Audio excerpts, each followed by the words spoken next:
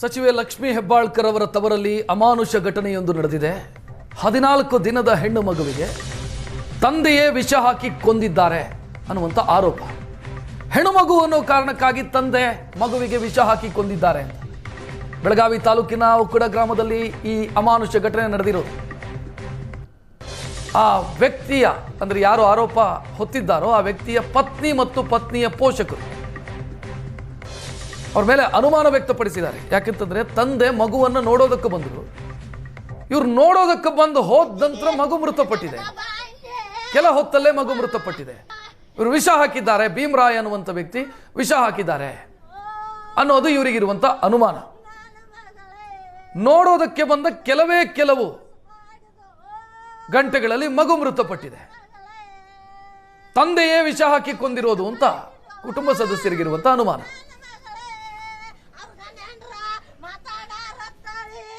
ಯಜಮಾನ್ರನ್ನ ಈ ರೀತಿ ಮಾಡ್ರ ಅಂತೀರಿ? ಅವ್ರ ಮಾಡಿದಾರ್ರಿ. ಏನ್ ಮಾಡ್ಯಾರಮ್ಮ? ನಂಗೆ ಹತ್ತೀನಿ ವಾಸನೆ ಐತ್ರಿ. ಅವ್ನು ಬಂದು ಕುತ್ಕಜಕ್ರಿ. ಅವ್ರು ಬಂದು ಕೊಂಡ್ಕೊಡ್ಕ್ರಿ. ಆ ಹುಡುಗಿ ಬಾಯಿ ಅಂದ್ರೆ ಬಂದಿದ್ರಿ. ಆಗ ಮಲ್ಕೊಂಡ್ರಿ, ಮಲಿ ಕುಡ್ಸ್ರಿ. ಆಗ ಮಲ್ಸಿಂದ್ರಿ ನಾ ರೀ. ಏನ್ ಕಾರಣ ಏನಮ್ಮ? ನಾ ಇಲ್ಲಿ ಹೊಟ್ಟಿಲೆ ನಮ್ಮ ಊರಿಗೆ ಬಂದಾನ್ರಿ. ಬರೀ ಜಗಾನ ಮಾಡ್ತಿರ್ರಿ. ಬಾ ಅಂತ್ರಿ ನನಗ್ರಿ. ನಾನು 3 ಬರ್ತಾನೋ ಈಗ ಬರೋದಿಲ್ಲ ಅಂತ ಏನ್ರಿ ಬರೀ ಜಗಾನ ಮಾಡ್ತಿರ್ರಿ. ಹೆಣ್ಮಗು ಐತಿ ಅನ್ನೋ ಕಾರಣಕ್ಕೆ ಆ ರೀತಿ ಮಾಡಿದಾರೋ ಏನಂತ? ಅದು ಐತ್ರಿ ಹೆಣ್ಮಗು ರೀ. ಹೆಚ್ಚಿನ ಡೀಟೇಲ್ ನೀಡೋದಕ್ಕೆ ನಮ್ಮ ಪ್ರತಿನಿಧಿ ಅನಿಲ್ ಫೋನ್ ಸಂಪರ್ಕದಲ್ಲಿ. ಅನಿಲ್, ಈಗ ಮನೆಯವರಿಗೆ ಅನುಮಾನ ಬರೋದಕ್ಕೆ ಏನ್ ಕಾರಣ?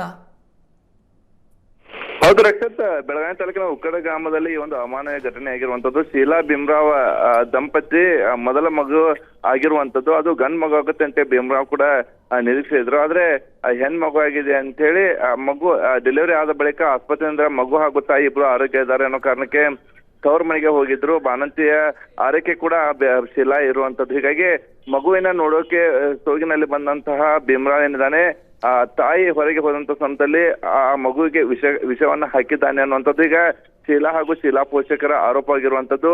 ಈಗ ತಕ್ಷಣವೇ ಆ ಮಗುವನ್ನ ಬೆಳಗಾವಿ ಬಿಮ್ಸ್ ಆಸ್ಪತ್ರೆಗೆ ಕರೆತರಲಾಗಿತ್ತು. ತರುವ ಮಾರ್ಗ ಮಧ್ಯೆ ಮಗು ಸಾವನ್ನಪ್ಪಿರುವಂತದ್ದು. ಹೀಗಾಗಿ ಇದೇನು ಕೆಲವೇ ಹೊತ್ತಿನಲ್ಲಿ ಮಗುವಿನ ಮರಣೋತ್ತರ ಪರೀಕ್ಷೆ ಕೂಡ ಆರಂಭವಾಗಲಿದೆ. ಸಾವಿನ ಸತ್ಯಾಸತ್ಯದ ಬಗ್ಗೆ ಕೂಡ ಬಹಿರಂಗವಾಗಲಿದೆ. ಆದ್ರೆ ನಿನ್ನೆ ಬಿಮ್ಸ್ ಆಸ್ಪತ್ರೆ ಎದುರು ಪೋಷಕರು ಹಾಗೂ ಆ ಮಗುವಿನ ಪೋಷಕರು ಆ ತಾಯಿ ಕೂಡ ಸಾಕಷ್ಟು ಆಕ್ರಂದನವನ್ನು ವ್ಯಕ್ತಪಡಿಸಿದ್ರು.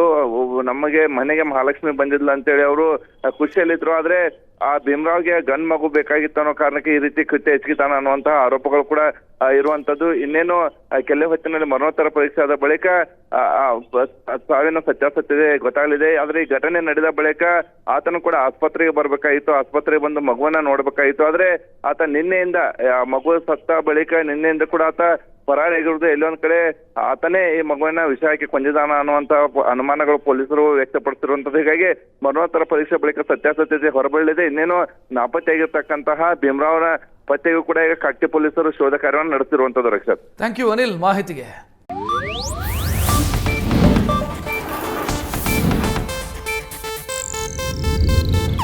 ಇದು ಏಷ್ಯಾನೆಟ್ ನ್ಯೂಸ್ ನೆಟ್ವರ್ಕ್ ಪ್ರಸ್ತುತಿ.